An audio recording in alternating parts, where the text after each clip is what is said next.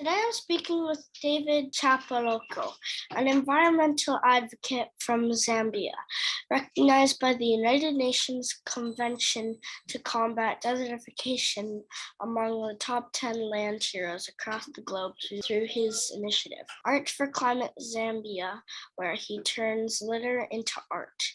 Hi, Mr. Chapoloko. Happy World Day, Mr. Combat Desertification. Thank you. Happy World Drought Desertification Day, and good to speak with you. You look so sharp and amazing. Thank you. Is that weird? Well, not really. It's great. It's great that we have this day to celebrate and commemorate drought and desertification, because this is a very big problem across the world. People are dying from these issues. So I find it so fantastic. This day promotes public awareness of international efforts to combat desertification. What is desertification? Desertification is simply some land is very fertile because it's able to grow different crops and different plants. So when we destroy those lands and we start turning them into a status where they are unable to grow crops, they are unable to grow plants, that process is called desertification. So probably we are talking about a process, that demeans, the fertility of the soil and starts turning it into deserts. I don't know if you've been to deserts, but that's a process. So if we cut down the trees, if we put chemicals in the soil, that process, it slowly turns the land into a desert place. What causes it? Yeah, so there are a lot of things, Robert, that causes desertification. Like one of them, like I earlier mentioned, massive cutting down of trees, because when you go to a desert, it's a place where you can't find a lot of trees. There are no trees, the soil is bad. You can't grow literally nothing there. There's no water, there are droughts. So one of the things that leads to that process for a place of land to become a desert is massive cutting down of trees, when you cut a lot of trees. And also another thing that leads to desertification is not knowing how to properly utilize your soil. For instance, putting a lot of fertilizers in the soil and destroying the soil, and also those, we call them, they are unsustainable practices of agriculture. So when you're practicing them, what you're basically doing is you are creating the soil that is unsustainable, or you're doing practices that are unsustainable, and they are leading to those major causes of desertification. Even where we live, do you know that where you live or where you've built your house, at some point there were a lot of trees among them that were growing there? So what basically happens is when people begin to settle and cut down trees in that process, settlements as well, there are some of the things that really contribute to this problem of desertification. When land degrades and stops being productive, natural spaces deteriorate and transform. Then greenhouse gas emissions increase and biodiversity decreases. This land can no longer protect us from extreme weather events such as droughts, floods, and sand and dust storms. It's a vicious circle, isn't it? Yeah, it is. These things are connected. So, for instance, when you talk about the land, on the land, there are a lot of things that exist there. Biodiversity, you know what I mean when I say biodiversity? I mean a lot of things that are alive that exist on land: trees, human beings, animals, insects, a lot of things. So these things are interconnected. For us to have the rain, it's probably the trees that we have, and those trees, they are the ones that help us to store water and also facilitating the rainfall. So if we cut down on trees, if we cut down on very important elements that makes the system, the earth, to operate, what we are basically doing is we are creating another problem. We are creating a problem called climate change, because we'll have a lot of greenhouse gases, a lot of carbon dioxide in the atmosphere, and it will lead into other problems like the global warming, the earth warming up, and a lot more problems. So what we do to the earth, how we treat the animals, how we treat the trees, what we put up on the earth, okay?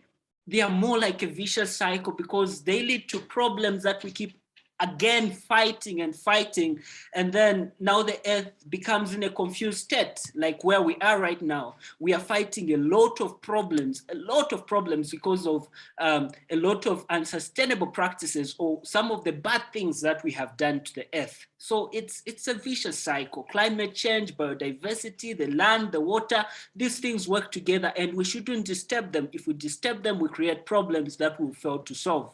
Since 20,000, the number and duration of droughts has risen 29%, and an estimated 5 million people globally are directly affected by droughts every year. Is desertification affecting you in Zambia at all? Yeah, it is affecting us. We are part of that. Do you know, let me tell you what's happening in Zambia. Maybe you've never been to Zambia, but in Zambia currently, you know, the cutting down of trees in Zambia, it's massive. People are unknowingly, like they don't know the importance of trees. Or every year, about 250,000 to 300,000 hectares of forests are being cut down. That's a lot. If you play football, you know football pitches, huh? You can think of cutting down about 31 hectares or 31 football pitches in every minute of trees or forests being cut down, and that's a lot. Every minute you can now see how many would be cut in an hour, etc. So this has led to a lot of problems. Right now we have areas in Zambia such as if you've been to the southern province of Zambia, we have areas that we call districts that we call Sinazongwe, Siavonga, Kalomo, and other places. They are severely affected by this problem called a drought. So yeah, we are part of that statistic. We are part of that figure in Zambia, and a lot of people are suffering from this problem of drought. According to UNICEF, more and more people will be living in areas with extreme water shortages, including an estimated 1 in 4 children by 2040. What can kids do to help? You know, the people who have led to these problems that we are having, right? They were at some point children like you know, and probably they never had an opportunity to learn about these things. They didn't know when they were growing up. So some of the things that they did to harm the earth, they did them because they lacked the education that you have right now, because right now you are a champion, you know about climate change, you know the importance of trees and everything that exists in the earth. So children have an important role. If we have to fight this problem, we need to start educating children like yourself. You know, children can tell their parents about the importance of not cutting down trees, but also planting them. So children can be involved, but what is very important is children to learn the importance of these things. And when they learn the importance of these things, and then they start telling their peers, like you're doing yourself right now, educating other children on the importance of trees, on how we can fight drought and desertification, how people can report droughts, you know, how they can tell and share their stories to the rest of the world, how detrimental or how harmful drought is to the lives of the people. So children need to take interest. Children should be taught, and children should educate other children. You, Robert, yourself, you can start planting a lot of trees right now, and you can contribute to the fight against drought and desertification at your own level. But what you're doing, you're also inspiring other young people, other children like yourself, to also be involved into this fight. So don't look at what you're doing as something small. You're actually start doing something big, because your children, your other friends, your peers, other children are getting inspired by the works that you're doing. So this is one way and a perfect example of how children would be involved in this fight. Africa has suffered the worst effects of drought, but no country is immune. Thousands of cattle have died in North America in the last few days.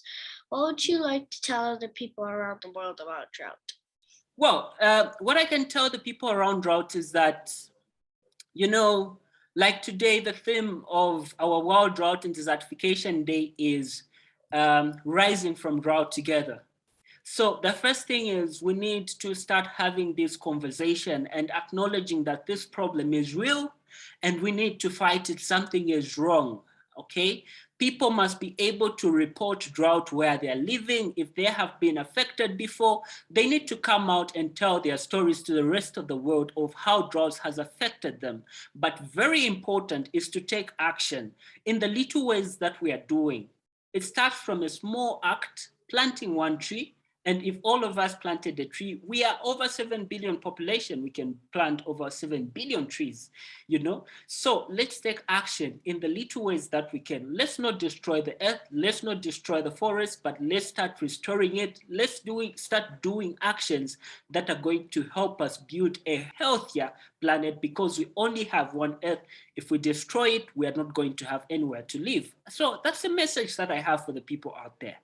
Droughts are the leading cause of death from the world's worst disasters in the last 50 years, killing 650,000 people, according to a report from the World Meteorological Organization. You have attended the World's United Nations Convention to combat desertification. Do you have hope that we could stop this? Yeah, of course. I attended the COP15, you're right, which was in Abidjan. And some of the things that countries that came together, the commitments that they make was to restore 1 billion hectares of forests.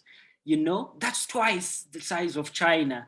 And if it was my country, Zambia, it could be 10 times the size of my country, So the world has come together and we are making commitments. The global community is making commitments to restore the land, to restore the forest, and take it back to its productivity where, farmers can enjoy and also the community can enjoy in this restored land.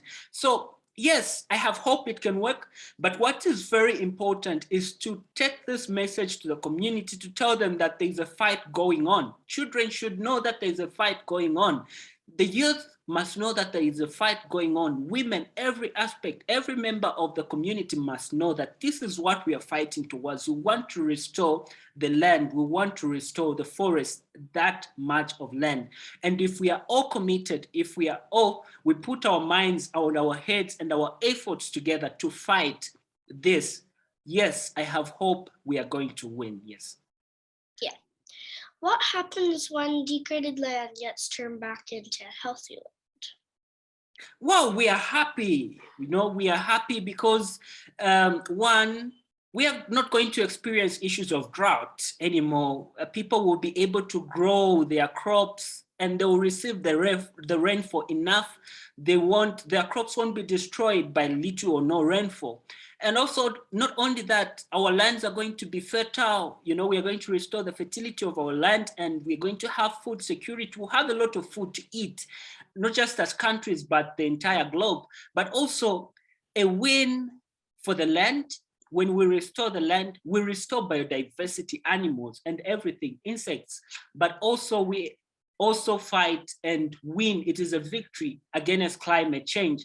So when we restore the land, when there is no drought, then we will have victory over climate change. But very importantly, even animals and biodiversity are going to benefit and we will live a happy earth. And it will be very amazing to live in that kind of environment where people are not dying like those 650,000 people you talked about who are dying from the issue of drought. Those people are not going to die anymore. We're going to live together with them because the land has been restored. Yeah. Thanks so much for joining me today, Mr. Chapoloko. And remember, together kids can save the world. Please like and subscribe. Thank you. Bye. Bye.